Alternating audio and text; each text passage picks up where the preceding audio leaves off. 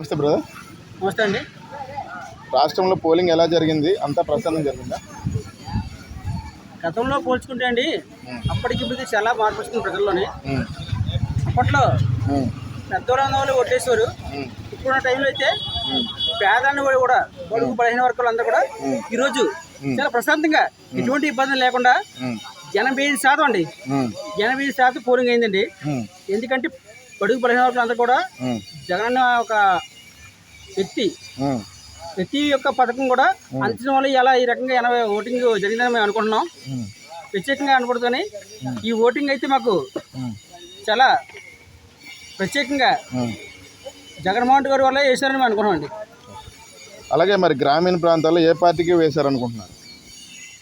ఇప్పుడే చెప్పండి, గ్రామీణ ప్రాంతాల్లోని ఉమ్, నిరుపేదలు, ఉమ్, బిలో ఉమ్, పేదలు ప్రతి ఒక్కరు కూడా అండి ఇవాళ ఉమ్, మాకు జగన్మోహన్ రెడ్డి అనే వ్యక్తి ఈ యొక్క 5 సంవత్సరాల్లో కూడా ప్రతి పథకం ఉమ్, మా ఇంటికి మాకు వాలంటీర్ ద్వారా అందించడం వల్లే ఉమ్, ఈ ఓటింగ్ పెరిగింది అని అనుకున్నారండి. ఉమ్, ప్రతి ఓటు కూడా ప్రతి ఒక్కరు కూడా బాగా వేశారు ఓటింగ్ కూడా. దీనివల్ల జగన్మోహన్ రెడ్డి గారు ఓటింగ్ బాగా పెరిగిందండి. ఉమ్. అలాగే మరి పట్టణ ప్రాంతాల్లో ఏ పార్టీకి ఓట్లు వేశారనుకుంటున్నారు? సార్, పట్టణ ప్రాంతాల్లోని ఓటింగ్ ఎలా ఉంది అంటే జగన్మోహన్ రెడ్డి ఇష్టమేనండి. ఉమ్, కానీ అక్కడ ఉన్నటువంటి స్థానిక నాయకులు వారికి ఎటువంటి కూడా అందలేదు. ఉమ్, నాయకులు ఎటువంటి కూడా ₹1 అందలేదండి.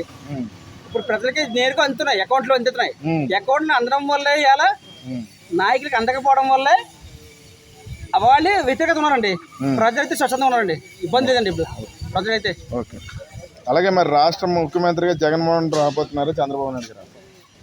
సార్, ఎంత మాట్లాడుకుంటే అండి ఉమ్, జగన్మోహన్ రెడ్డి గారు అనేవారు ఉమ్, పేదలందరికీ కూడా న్యాయం చేశారు. ఉమ్, 100కి ఉమ్, ఈ రాష్ట్రంలో 80% పేదలండి, ఉమ్, 20% అండి ఉమ్, పెద్దోళ్ళు. ఉమ్, వాళ్ళకి చేయకపోతే వాళ్ళు ఇది అంటారండి. పేదలందరూ కూడా జగన్మోహన్ రెడ్డి వెనకాల ఉన్నారండి. ఈ రోజైతే స్వచ్ఛందంగా వెనకాల ఉన్నారు. రాబోయే రోజుల్లో రేపు జూన్ 4 ఎలక్షన్ కౌంటింగ్ అయిన వెంటనే జగన్మోహన్ రెడ్డి అనేవారే ఈ రాష్ట్రానికి ముఖ్యమంత్రి అవుతారు. మినిమం 125-130 సీట్లు వస్తాయండి.